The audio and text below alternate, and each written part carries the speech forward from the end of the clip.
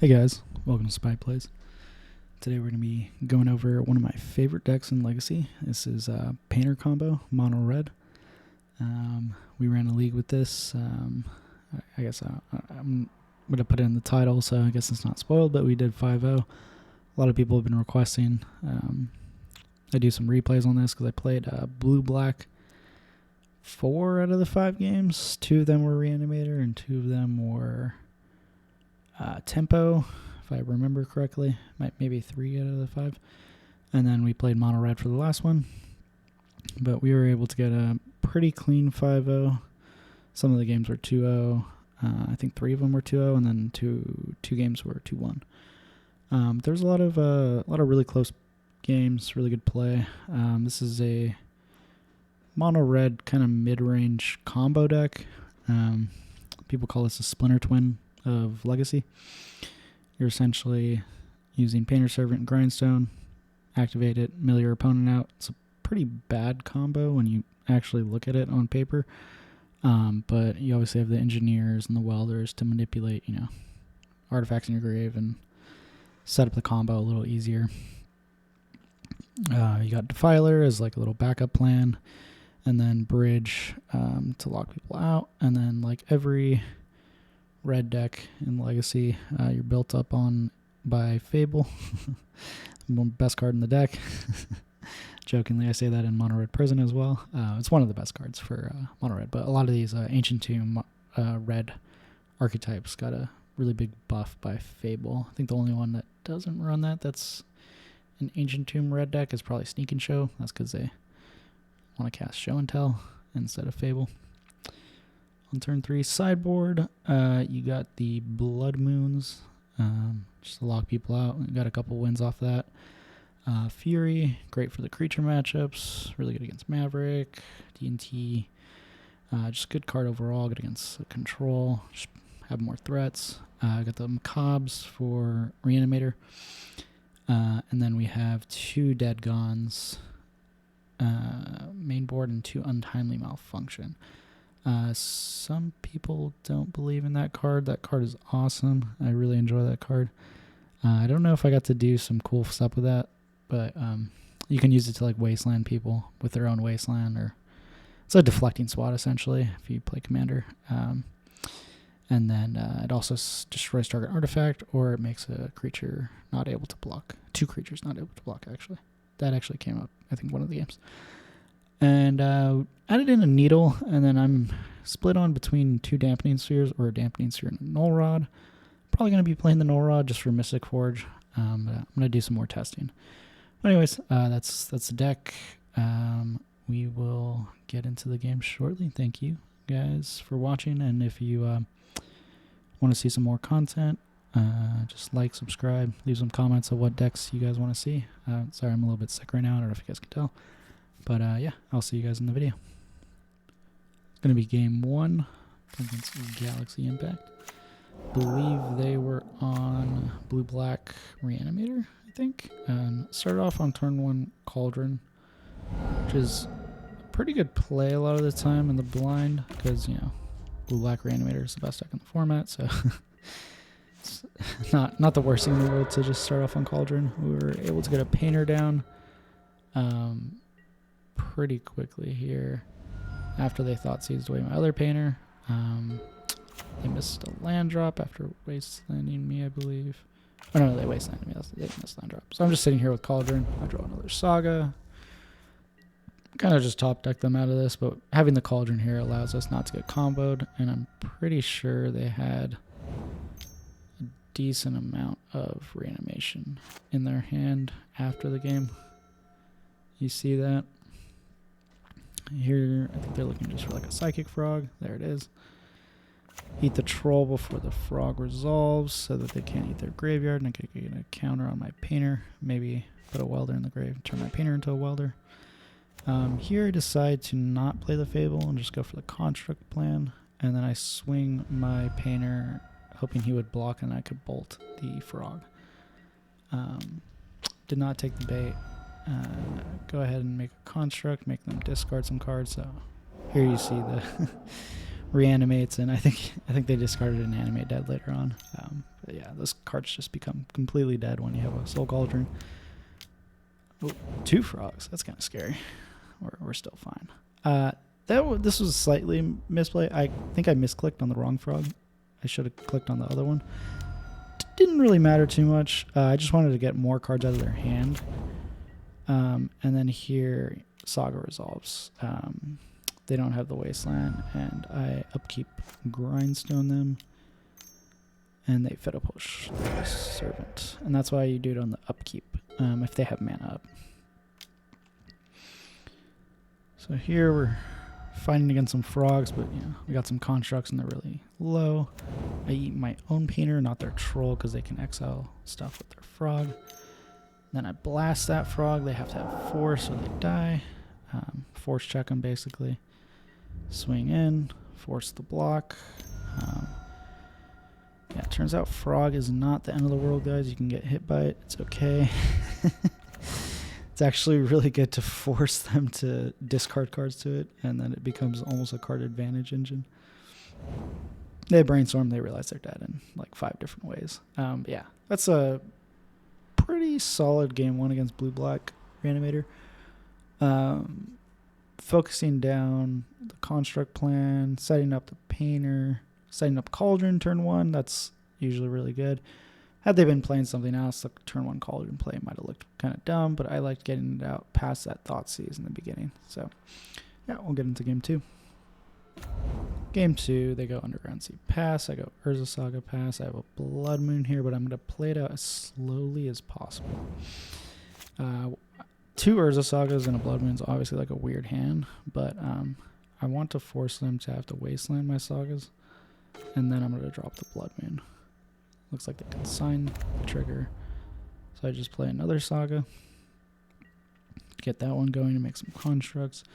Kind of playing it out as if I don't have Blood Moon. Like, it would be kind of weird to obviously have Blood Moon in this situation, but you can still keep hands with Blood Moon and Saga. You just gotta time it right. Go get the Grindstone in case I draw Painter. Here I'm just planning on making constructs. And then grabbing Bauble so I can resolve my Blood Moon. They Petty Theft. Okay, that's fine. I think they Petty Theft again, which is really funny. Oh, I just float the mana, that's right. I grab Bauble, float the mana, and get a construct. And they double Petty Theft here. Which is fine. I could have Monkey Blasted that, but I want to save that for resolving my Blood Moon. So here, blast with the frog, and I slam the Blood Moon. They can no longer play any of their borrowers. They only have 3 cards in hand, and they concede. Blood Moon is still very good against blue-black, despite what anyone tells you. It's still a great card. If you Blood Moon them, they cannot play a good majority of their deck. If you have Blood Moon and an Ensnaring Bridge and a Pyroblast, you basically just win the game. You're just sitting there Pyroblasting any Brazen they play, and then just Grindstone, you can just mill them out naturally. I've done that a couple times. And then I had the Macabre just to, just in case they have Reanimate and Chain Reanimate. Yeah, that was game 1 against blue-black, so we'll get on to game number 2. Here's game number 2. I believe this is also against blue-black. We'll see here. Start off. Yeah, this was blue-black, but with the Delver variants. I think this is honestly the blue-black that I would probably want to play with Delver. I like Delver. I think Nethergoyf is good, but I like having both cheap threats. It's kind of like DRC plus Delver.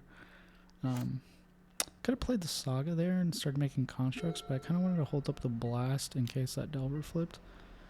The only way you really lose to this deck is if they get a lot of cheap threats and overwhelm you. I find it pretty hard for them to beat you with the quote-unquote bombs like Murktide or a Frog, just because you have so many blasts.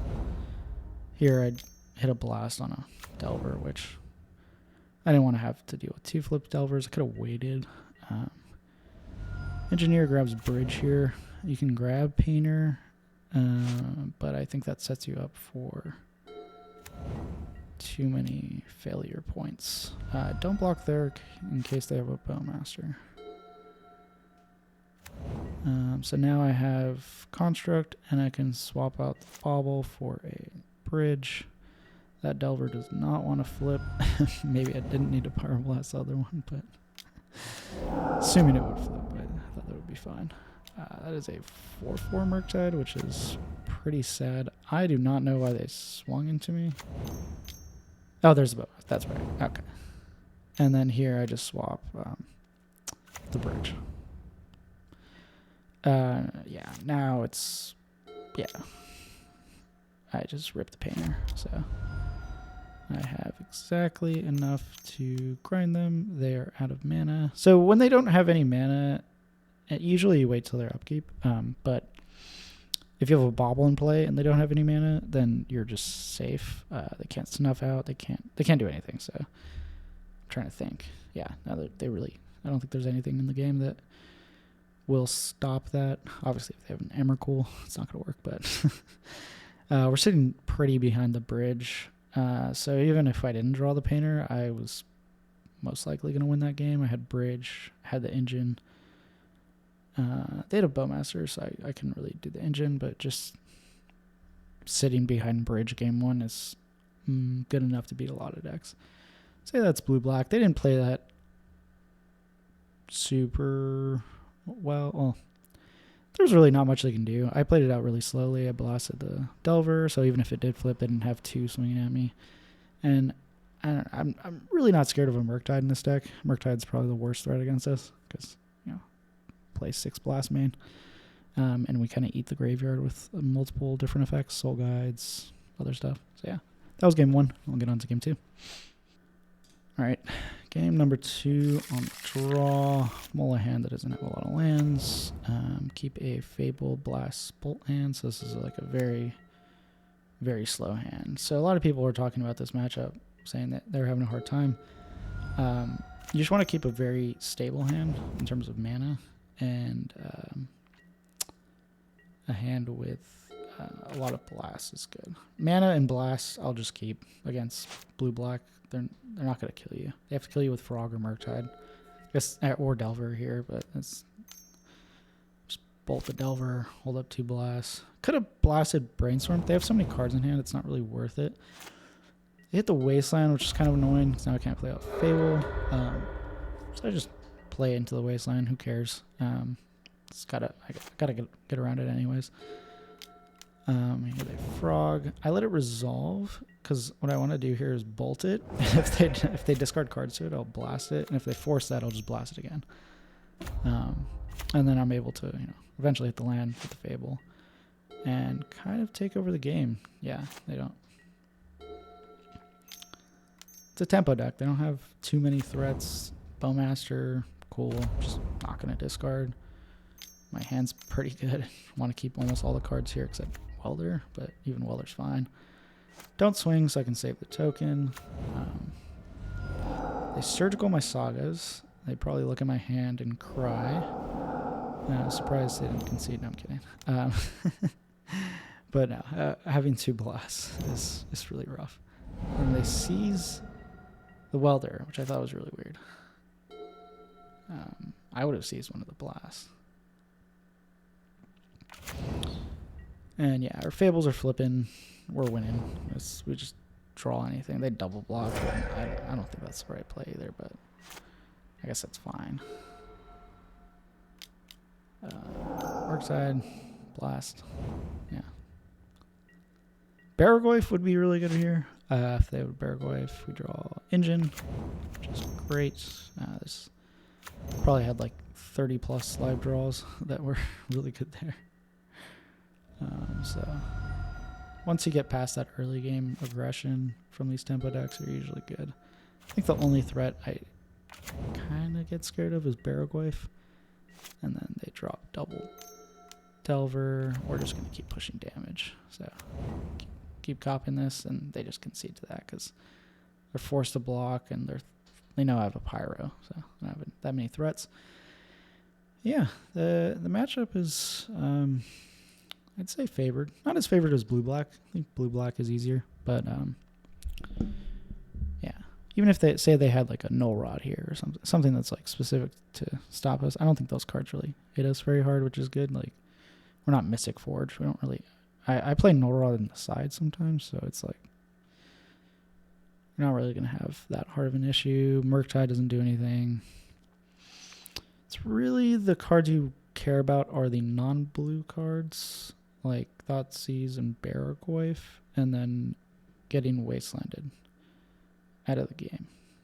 It's kind of all you have to worry about. And after that, just keep interactive hands that are slow and play the game. You're not going to get comboed out. You don't have to worry about that. So, yeah, that's pretty much it. Let's go on to game number 3. Game number 3, we win the die roll. Keep kind of a riskier hand here. I decide that turn 1 Cauldron is still a good play, and we were rewarded a little bit. Get our hand kind of ripped apart here. Draw the Saga. Or sorry, draw the Simian Spirit Guide, which I wish was a land, but it's fine. I think we decide to make a construct here. Or I think we wait. Yeah, we wait here, see what we hit. They're on really low resources, so mind it. I go grab Soul Guide so we don't get reanimated out of the game. Wasteland me, so it's looking a little rough. Frog might go coast to coast. I don't play Pithy Needle main, so it's a card to consider. It's in the sideboard, but yeah. I ended up drawing Painter, which if I can get the mana, I can win. I messed up here. I should have swung. I realized that after, because I didn't think they were going to be a Psycho and discard their whole hand. But they did. And I realized if I had just swung, it would have been fine. Or maybe they wouldn't have discarded their hand, but I didn't know they had all of those. I think I can still pressure them here, but yeah, I feel like I'm just a turn behind now. And drawing the bolt made me realize that I probably should have just swung. Takes the combo off. A little sad, but it's okay. They're drawn here. I think there you go. Yeah, we draw the Blast, which obviously a great card. Now we can deal with the Frog. I blast the Frog. They don't have a daze. Happy about that. And I think from here we kind of take over the game just with that construct that we made. Yeah, because we have bolts.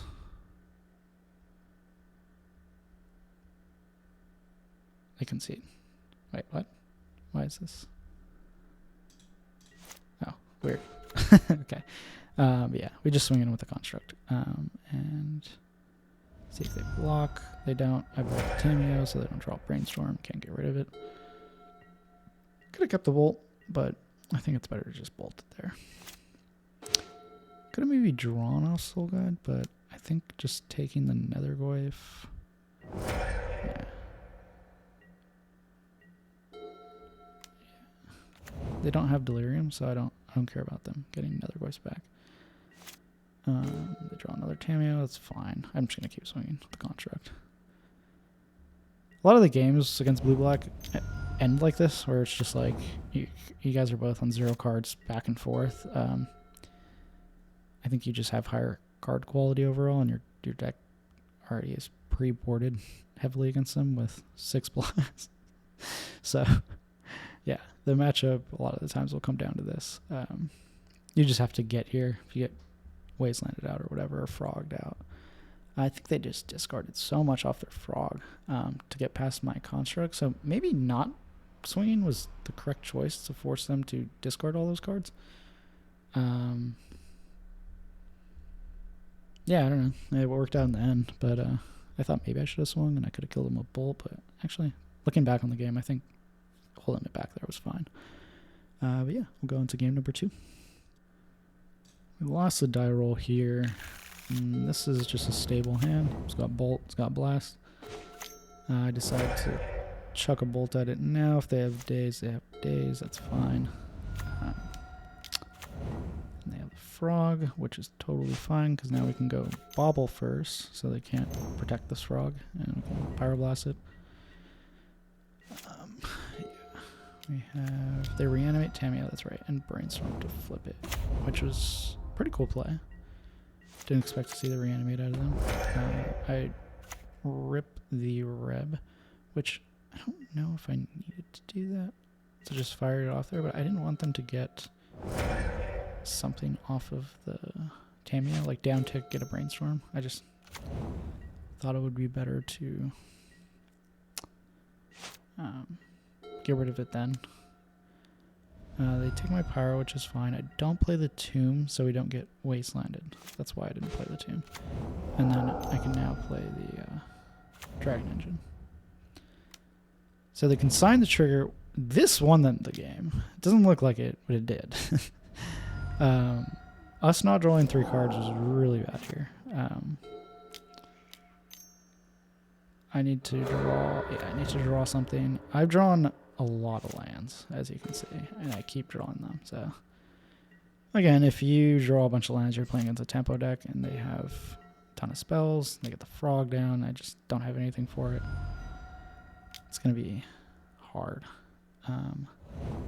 They chose not to shuffle, so oh, that's right. I just conceded. Yeah, I drew that land. And I was just like, this whatever. We can go to game 3. But yeah, you'll sometimes just draw a bunch of lands, and thought the hand was great. Had the engineer. I just ripped. Wonder if I can see. No, I can't. But yeah, if I draw, or if I drew 3 extra cards, I would have all these lands in my hand, and then I would have drawn 3 more cards, which, unless I'm just extremely unlucky, would probably not have been lands, and I think I would have been able to win this game. So that consign was a great consign. We'll go to game number 3. This is game number 3. I'm on the play. We have Blood Moon hand. A little risky. They could wasteland me out of the game, but I think turn 1 Bobble is very good against them. And I didn't think they would try to wasteland me here off of Great Furnace, and so I slam a Blood Moon. Yeah. Now they have just Cameo. I play Tomb Welder. Oh, the Pyroblast is great. But I just wait for them to crack the clue, and then I just Pyroblast or bolt it. Boop. Hit it off. They draw a card, and then I think they just concede. Yeah. Blood Moon against Blue Black. It's good. Bring it in. Especially on the play. It's kind of like Days. I take it out on the draw sometimes. I'll take it out against Tempo on the draw, but on the play, Bobble Blood Moon is just, it's just so good. Especially out of Painter. Sometimes I don't expect you to bring in Blood Moon because a lot of Painter players don't bring it in because they think it's like, you know, heavy. It's like a bad draw. It's not good tempo. You know, yada yada. It's all these things that are quote unquote bad. But also, if you just slam Blood Moon on turn 2, protected, or turn 1, it's a force check. So I think it's fine to bring on the play. On the draw, it's up to you. Depends on how your opponent's playing. If they're playing really aggressively, if they're not fetching basics, it's one of those cards where you just gotta kind of see how your opponent's playing it out. But yeah, that's game 3. We'll go on to game number 4. Game number 4, I'm on the play. I keep a pretty slow hand. I thought this hand wasn't the best. I kept it just because it was pretty clean. It had the engineers, it had the welders. They play a spell bomb, so there's no reason to play the engineer. I'm hoping they think that I don't have an engineer and maybe crack the spell bomb to draw a card. I Pyroblast the Ponder because they hadn't played a land, and then I Pyroblast the Force, which they daze. I think the second Pyroblast might have been a mistake, but the first one was great to get that Force out. Now they're just so far behind on cards. Thoughtseize me, whatever. I have 2 engineers. Then we find the Bobble, which is a great draw. I don't think they would have forced anything anyways, but now I can put Phyrexian Dragon Engine. So this looks weird because they have a spell bomb. The thing is, if they want to crack it, they have to not draw a card off that. And if they pass to me on my upkeep, I can do this. So I can put it in, and if they try to crack it there, I can just engineer the Dragon Engine. So it's a cool little trick where you can double target it to make sure that it comes into play. So I draw the Filer. I don't have a Vexing Bauble up, so I will lose to Daze here, but my plan next turn is to cast the Chaos Defiler. And I can't put in the Bauble because of that same clause with Engineer where it sacks first and then targets, versus Welder just targets and both have to exist. This is an important thing when playing the deck. Yeah, here they have one card in hand. I'm just gonna Daze Force check it. I play Defiler and they just concede because that card's insane. That's I love that card. The card's really fun. I'm glad Painter got a cool little Warhammer card to just. It's helped a lot of matchups. You can play Portal to Phyrexia too, but I think Defiler's just been a staple card in the deck for a really long time. If you can get the loops going, it's brutal. I've just destroyed Nadu and a lot of creature decks with Defiler. Anyways, that was game 1. We'll get on to game number 2. Alright, this is game number 2. We multi 5 to keep a somewhat stable... this isn't really a stable hand, but this is... The other two hands were very good. Play Fable here. Play around Daze, because I had the Spirit Guide. That's why I played out the Petal, to maybe bait out a Daze. This Stalker actually kind of destroys me. Funny enough. But yeah. I don't draw any lands. I discard 2 cards. Still don't see lands, so a little sad here. Maybe I should have swung. Yeah, this is kind of how you lose to Delver. Multi 5, get wastelanded, and it's not looking the best. But I don't think we draw lands for the next 4 turns. I think we win if we just draw land, like in the next 2 turns, but I don't believe we draw any lands. Stalker coming up pretty clutch here. Yeah, we Welder doesn't really do anything. Just swing because not blocking anyways.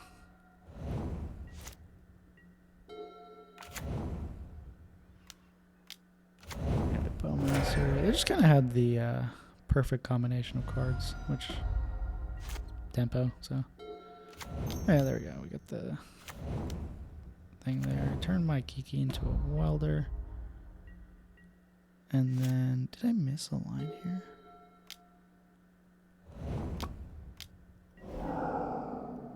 If I welded in the Lotus Petal. No, it didn't matter either way. Yeah, if I had an Ensnaring Bridge, I maybe could have won. With like Blood Moon Bridge. But yeah, they just had a really, really good hand. Answered everything I had. I also multi 5, so can't really be mad. I actually almost stabilized, but if I could get rid of that Stalker, would have stabilized. That's, you can't win them all, as they say. We'll go on to game number 3. Alright, game number 3, we're on the play. I keep kind of a slower hand. You'll see that a theme with all of these games. Well, against blue-black. So here, Arena Glory, looking a little sad, but honestly it didn't affect us that much. Play out the Saga. I want to hold the traders as long as possible. Just throw out the Welder to maybe bait some type of removal, and we can get a Painter down. You want to put your Painters and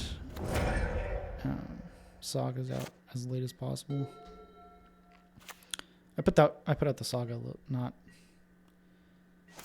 that late this game because if I put the City of Traders before it, it would have been kind of rough. So here they tap out for Barragwave. And then I look at my hand and I go, oh, I have a city. So I can float, grab Grindstone, play city, play painter, and then grind them. So that's how I win this game. Yeah, when they tapped out for the Barragwave. So Barragwave is great against this, but again, it's a 3-drop in a tempo deck, so it's hard for them to get the 3 mana, and if they do, they're kind of going shields down, and you can do that. So yeah, playing the Saga out before the city there ended up winning us the game because it got the Grindstone faster. That's another thing if you're going for a faster game plan or you're trying to get them with Painter, you can just play the Saga pretty early. I've just played it turn 1 before just to turn 1 Saga, turn 2 Painter, turn 3 win is like a if you're just trying to goldfish your opponent, depending on the deck they're on, obviously. Or you can do it with like a blast backup. Yeah, turn 1 Saga, turn 2 Painter with a pedal. They try to remove Painter, you blast it, go to your turn, untap, win. It's a pretty common play pattern. But yeah, that was a pretty cool game. And then we get into the last game. Cool. All right, last game here. This is against Mono Red Prison, I believe. They had a very interesting hand, I'll say. So it's Bobble, which is great. Not against me, obviously, but I like Bobble hands in Mono Red. Mono Red's the other deck I was considering for Eternal Weekend, but yeah, this hand was just really slow. I believe this is also a Moldify. Yeah, they Moldify. That's fair. The issue with this deck is you will mulligan a lot, and you kind of have to expect it when you're playing a Stompy deck like Mono Red.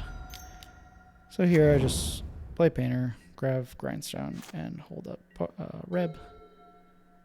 They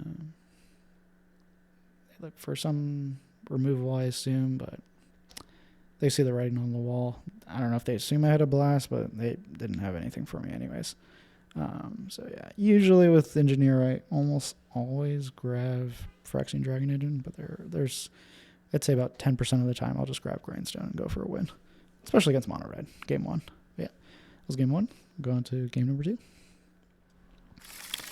All right, last game of the league. They start off with a very strong turn 1 Fable. I have a Fury here, and I also have a Bolt, but I decided to start off on a Saga in case they have a Blood Moon. I'm hoping that I get them to force it out now, or if they just took it out of the deck, I can go grab Grindstone pretty quickly, or make constructs. So I draw the Painter, which is great. Didn't really need to draw Painter there because I have a bridge, and then the Fury can now 2 for 1, which is what I was hoping for. Or 2 for 2, because I discarded the Bolt. I didn't want to just use it on 1 Shaman. I flipped a Kiki. That's fine. And then here they play Caves. They are tapped out. And then I see the opening of Painter Grindstone.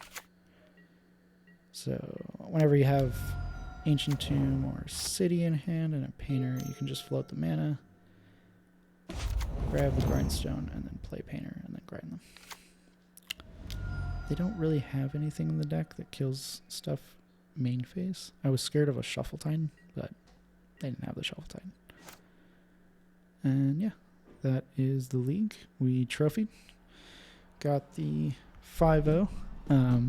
Deck super fun. Super consistent. This is my second trophy out of 3 leagues. So we'll probably try to play at least 1 or 2 more leagues. I don't play a lot of Moto. It's just not something I enjoy that much. I've been enjoying it a little more, but I like to play paper, so maybe I'll try to get some paper gameplay. But yeah, this league was pretty fun. Played against a ton of blue-black. I assume this is people testing for EW, best deck in the format. Well, those two are blue-black tempo, blue-black reanimator, considered the 2 best decks. So people are just testing with them, which is fine. Great for me. I love playing against those decks with Painter, so I hope to see that. And I think your hardest matchups with this deck are Post, so Cloud Post, and Mystic Forge is kind of a rough one.